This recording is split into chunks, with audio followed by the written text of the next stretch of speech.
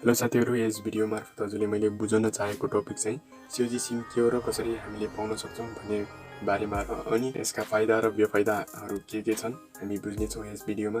साथीहरु, नेपालले नेपालभरि नै सामुदायिक विद्यार्थीहरूलाई CUG सिम वितरण गर्ने सुरुवात गरेको छ साथीहरु। अनि यस अन्तर्गत नेपाल टेलिकमलाई जिम्मा दिएको छ अनि सामुदायिक विद्यालयमा अध्ययन गर्ने विद्यार्थीहरूले यो सिम पाउनुहुनेछ। यो सिम हामीले विद्यालयमा गएर त्यो CUG फर्म चाहिँ हामीले भर्नुपर्छ। एउटा नागरिकताको फोटोकपी अनि एउटा चाहिँ फोटो लिएर हामी जानुपर्दछ। त्यस फर्मलाई भरिसकेपछि CUG सिम चाहिँ हामीले पाउन सक्छौं। बेफाइदाहरू चाहिँ के छ, हामी CUG सिमबाट टिकटक, फेसबुक, इमो, युट्युब यस्ता एपहरू चलाउन मनाइ छ। क्रोम ब्राउजरमा जानेछौँ, त्यहाँ गएर हामी एउटा वेबसाइट छ, टाइप गर्नेछौँ learn.churd.edu.np भनेर हजुरले सर्च गर्नु। सर्च गरिसकेपछि यहाँ लेखेको छ, कृपया आफ्नो कक्षा छान्नुहोस्।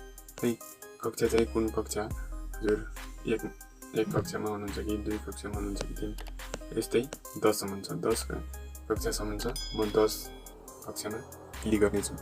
10 कक्षामा क्लिक गरिसकेपछि यहाँ अंग्रेजी, गणित, विज्ञान यस्ता विषयहरू छन्। हजुरले यसमा पढ्न सक्नुहुनेछ। म विज्ञानमा क्लिक गर्नेछु। क्लिक गरिसकेपछि यहाँ लोडिङ लिँदैछ साथीहरु। जीव विज्ञानमा म क्लिक गर्नेछु।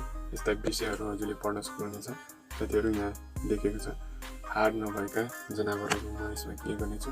क्लिक गरिसकेपछि यहाँ लोडिङ लिँदैछ साथीहरु। यहाँ भिडियो मार्फत हजुरले पढ्न सक्नुहुनेछ। म यो ओपन गरिसकेपछि यहाँ भिडियो चल्नेछ।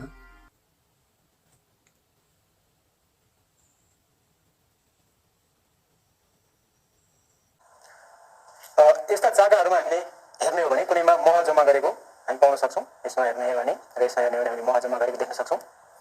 भने यसभन्दा अन्य जग्गाहरु भनेका चाहिँ हेर्नुभयो साथीहरु, मौरीको जीवन चक्र र यसको महत्त्व भनेर हामीले त्यसमा हेरिसक्यौं। यसरी हामीले भिडियो हेरेर पनि पढ्न सक्छौं। पढिसके नबुझेको भए हजुरले आफ्नो सर अथवा म्याडमसित हजुरले फोन गरेर सोध्नुहुनेछ। भोइस कल चाहिँ फ्री नै छ। म ब्याक गर्नेछु। यसरी हामीले यस वेबसाइटबाट अध्ययन गर्न सक्छौं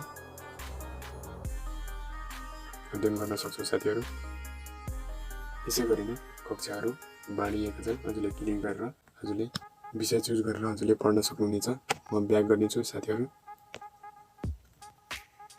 ब्याक गरिसकेपछि साथीहरु, हजुरले बुझिसक्नु भएकोलाई यस वेबसाइटमा गएर हजुरले study of education, science of टेक्नोलोजीमा गइसकेपछि त्यस वेबसाइटमा गइसक्नुहुनेछ।